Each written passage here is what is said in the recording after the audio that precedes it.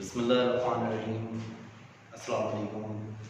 Inspire college से मैं हूँ सलमान हबीब।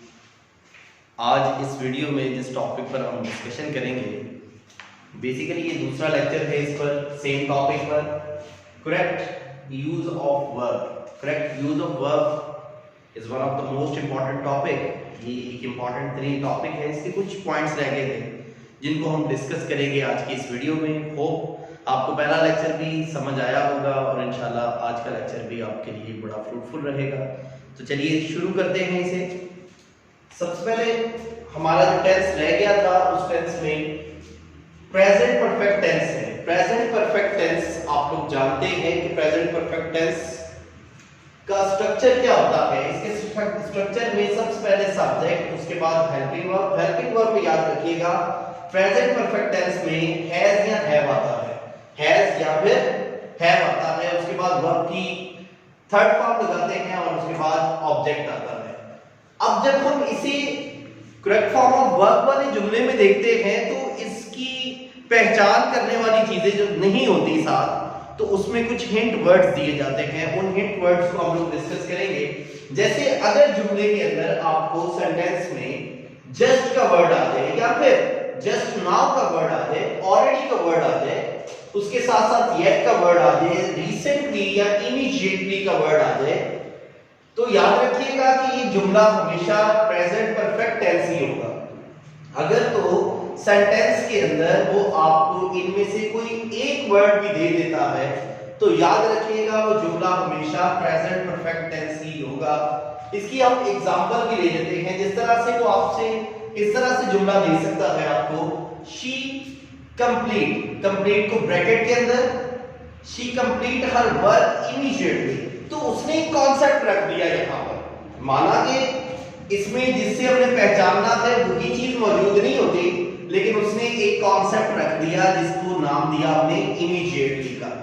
इमीडिएटली से हमने आइडेंटिफाई कर लिया क्योंकि ऊपर तो हमने देखा था जी हाँ इमीडिएटली तो ऊपर मौजूद है, तो उससे आइडेंटिफाई किया कि ये प्रेजेंट परफेक्ट टेंस है। तो इससे फिर हमने इसकी ऑप्शंस में जाएंगे।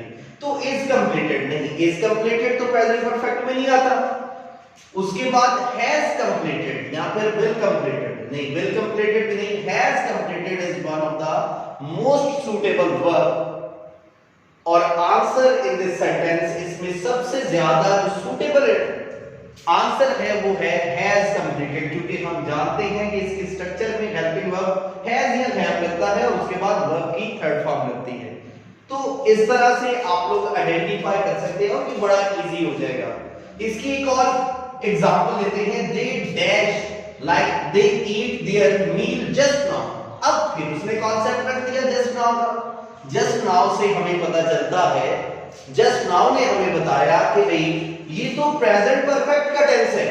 जब प्रेजेंट परफेक्ट का टेंस है तो विल ईट नहीं, प्रेजेंट परफेक्ट में विल ईट तो नहीं हो सकता, आर ईटन भी नहीं हो सकता, तो हैव ईटन इसका करेक्ट आंसर है, हैव ईटन। तो देखिए अगर आप हिंट वर्ड्स को जहन में रखते हैं और आपको स्ट्रक्चर पता होता है टेंस का, तो फिर ये बहुत मुश्किल सवाल नहीं है बल्कि बड़ा आसान सवाल है और हम बड़ी आसानी से इसमें 5 नंबर गेन कर सकते हैं।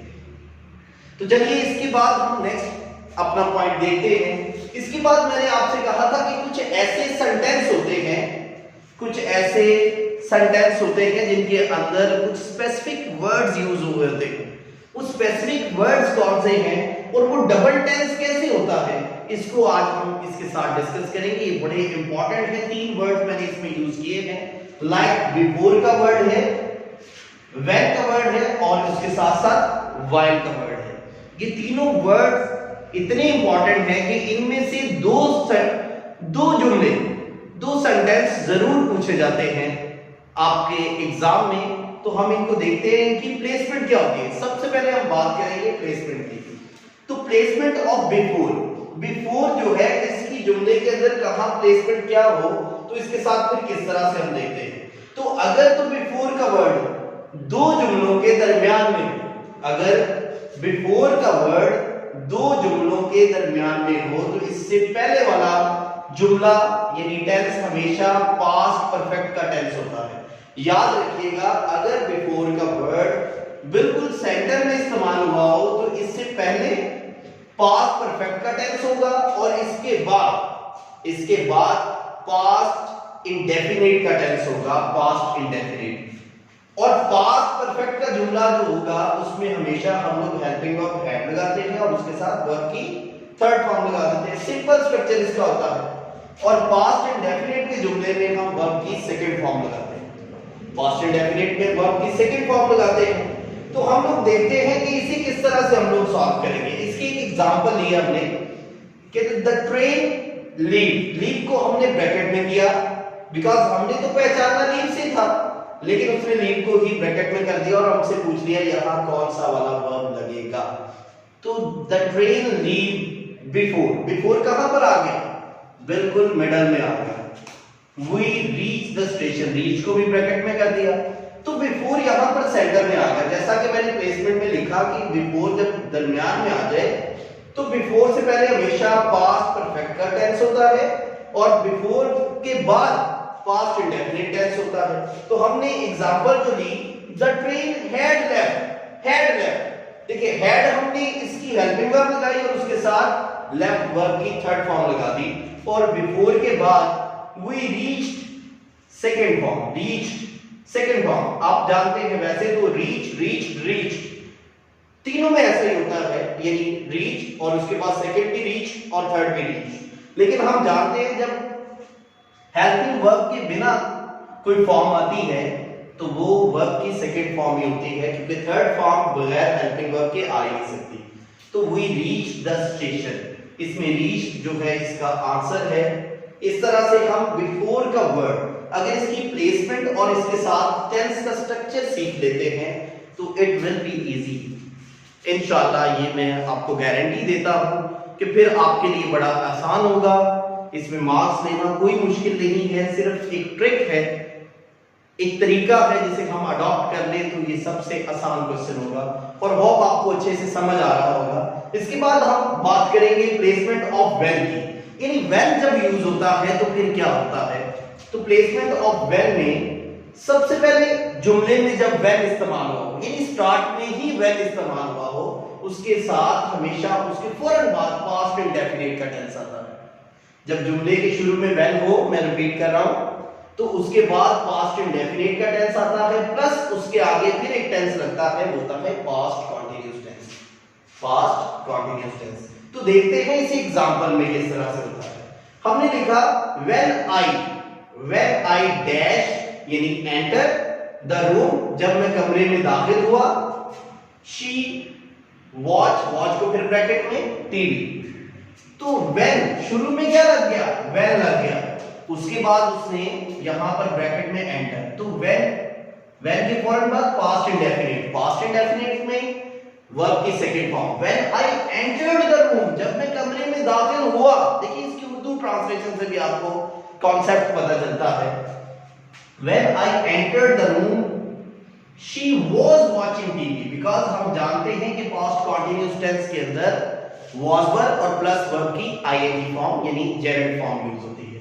तो इस तरह से अगर हम इन वर्ड्स को, स्पेसिफिक वर्ड्स को अंडरस्टैंड कर लेते हैं, इनकी प्लेसमेंट को समझ लेते हैं, तो हमारे लिए बहुत ही आसान हो जाता है। इसके बाद तीसरा एक वर्ड मैंने यूज किया था while का।